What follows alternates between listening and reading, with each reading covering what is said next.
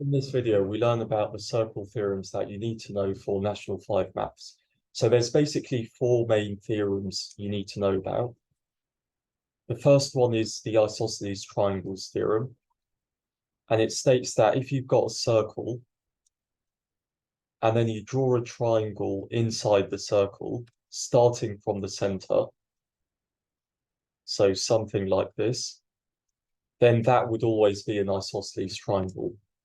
And that just means that two sides are the same. So they would be these sides over here. And that means that these angles are also the same. And the reason for that is because these lines are radii in the circle. So each one's a radius. And that means they have the same length.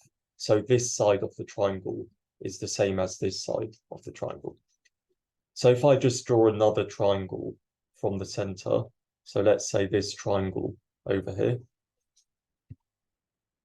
then that would also be an isosceles triangle. So this time it would be these sides that are the same. And that means these angles are equal as well.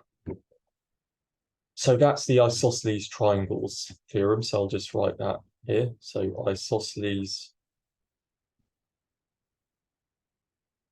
triangles theorem. Now the next one is about chords in a circle.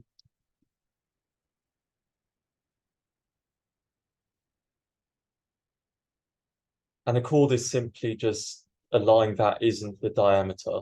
So this would be a diameter. This would also be a diameter, assuming it goes through the center of the circle.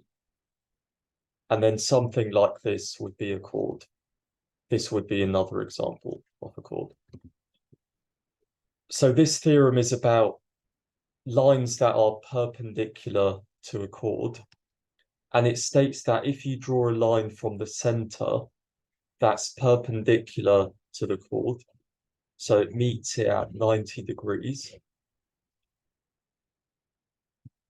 then it would always bisect the chord. And that just means that it splits it in half. So this length would be the same as this length.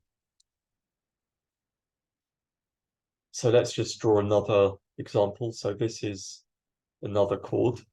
And then if I draw a line that's perpendicular to that chord, so it meets it at 90 degrees, and it has to be starting from the center of the circle,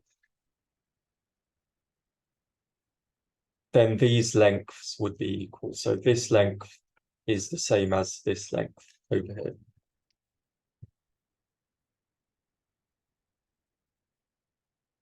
So I guess you can call this the chord bisection theorem.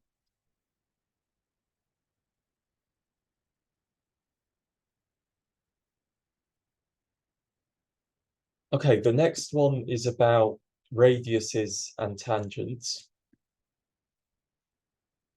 And it's called the radius tangent theorem.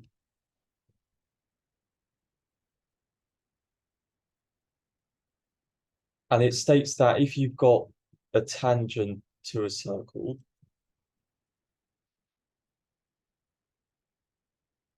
and then you've got a radius that meets the tangent at the point of contact with the circle. And a tangent is simply a line that meets a circle at one point, by the way. So it just touches the circle. So let's say it touches over here. So that's the point where it touches the circle. And then if you draw a radius to the tangent, then it would meet the tangent at 90 degrees. So that's the radius tangent theorem. So if I draw another tangent over here, and then I draw a radius to the tangent, then it would always make 90 degrees with the tangent.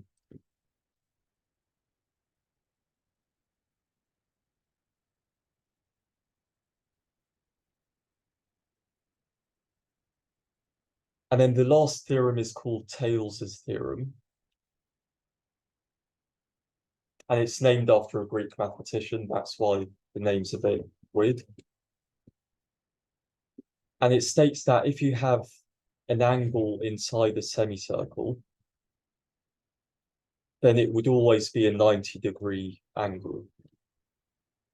And it has to start from one end of the diameter to the other end. So let's say that's the center of the semicircle.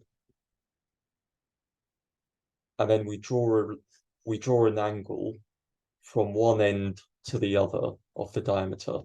Then that would always be a right angle. And this only works for semicircles, by the way. So let's just draw another example. So let's draw this line, this angle over here. So we go from one end of the diameter to the other end. Then that would be a right angle.